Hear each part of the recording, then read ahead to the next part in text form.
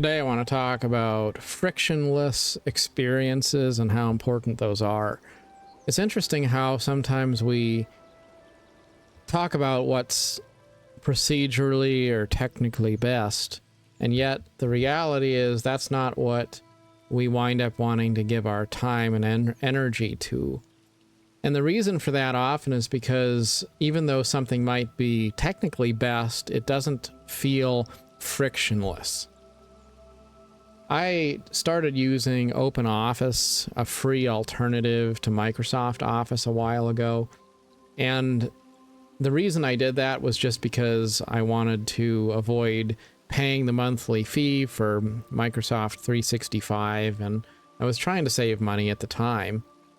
But then I found that there were a lot of features in OpenOffice, which, while they did work, technically they worked just fine, they weren't intuitive. They weren't easy to use. And so I found myself fighting the program more instead of just using it effectively to do the work I was trying to do.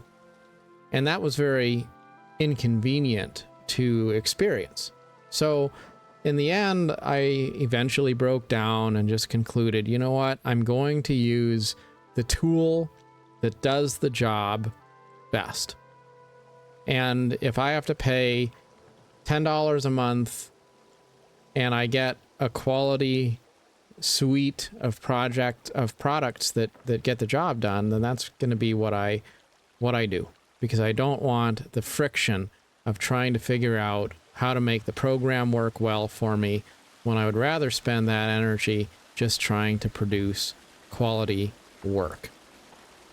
And it's the same thing with a lot of other things like MMOs or other games I've played. There's games which are really good, but they feel like you have to spend more time fighting the mechanics or trying to get a feel for how to play the game than it's worth, and then you wind up just getting a little bit frustrated, and then you play the game that's easy to just jump into and enjoy.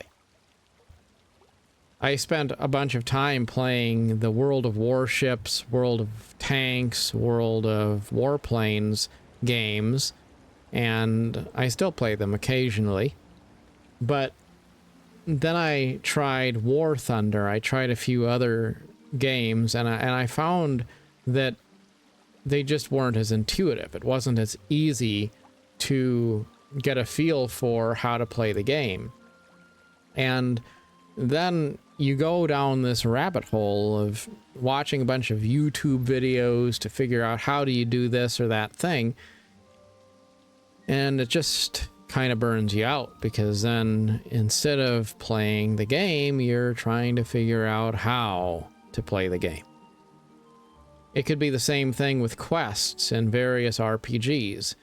I'm not saying that a game shouldn't have any difficulty, but when you have to study a bunch of tutorials to try to figure out how to progress, that can start to be sort of frustrating when it feels like you're spending more time in the game's Wikipedia than you are actually playing the game. Now, I'm not really making a point about saying one game is better than another, because there's a lot of amazing games which also have a lot of depth and complexity to them. But I think that the nuts and bolts of getting familiar with something and being able to enjoy it at a surface, casual level should be pretty frictionless. That doesn't mean that there shouldn't be depth for the people who want to take it more seriously, who want to be more hardcore, who would rather not have a casual experience. You should have both. But it's kind of like chess.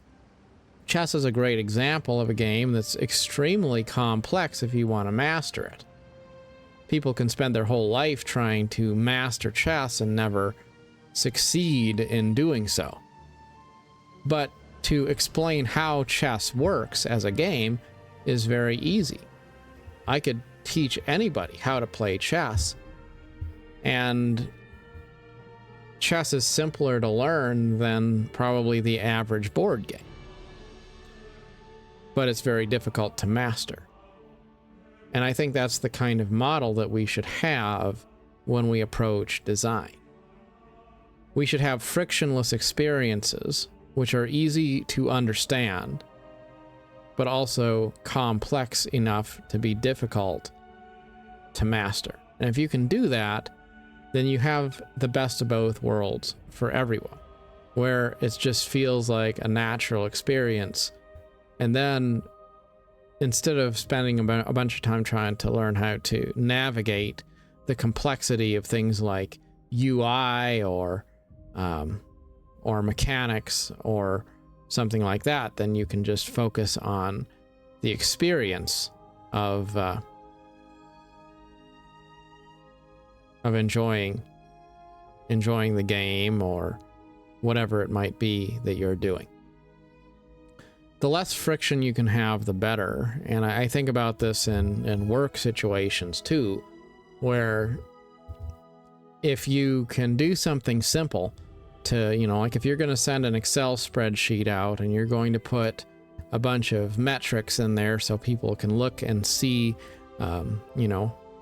some sort of data, and you can add color coding into it so that it's easy to see what cells are good, what cells are bad, what values are very high, what values are very low, so people can see at a glance what their rankings are and not have to study it a lot. That's gonna be better than if you just send it out in a very basic way, so that people have to then study it more and they don't know what they're looking at because it's confusing in the way it's presented.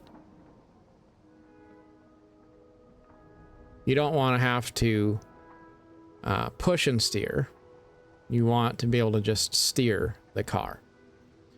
And I think friction often leads us to a situation where we have to push and steer. You have to try to get better at whatever it is you're doing, but then you also have to try to figure out what you're doing. And you can't even worry about getting better at it because you don't even understand the basic fundamentals, because they are convoluted and confusing. Maybe you have a bunch of different mechanics that are kind of overlapping on top of each other, and it's just not easy. I think Elder Scrolls Online is kind of like that. Like, you have this game which is pretty deep in the sense that there's a lot you could do in the Elder Scrolls Online.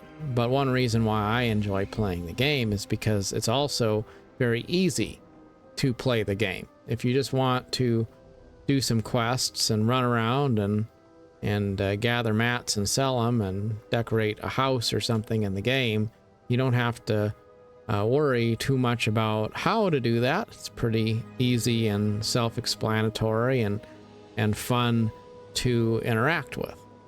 So it's just an easy thing for me to do. Even if I'm not trying to accomplish anything, I can still log into the game and just kind of relax and have a good experience there. I think that there's some evidence that this is a broader thing that other people feel too, because if you look at, what games are doing well, it's often casual games. It's things like American Truck Simulator, where you just drive down the road. Like people want to be able to experience things easily, frictionlessly, without having to worry too much about studying the mechanics and things like that in order to be able to enjoy the game. So always trying to find things that are a little bit low cost of entry but high ceiling. I think that's the best way to go in game design, in business, in communication. It should always be easy to understand at a high level what's going on, and then the nuance of actually mastering things that can be complex on the backside, but it should never be difficult to understand on the front side to where people are just confused and then ultimately lost along the way just because they don't want to feel like, they've got to go to school again to understand the basics of what's going on. I also think it's interesting how sometimes the easiest, simplest things that cause friction are overlooked by people, because I think developers and things they're so busy trying to produce the content that they don't take the time to look at the content from the perspective of the customer. And so sometimes it's also important to just look at the macro, step away, don't be so close to it that you can't see the high level experience that other people are having.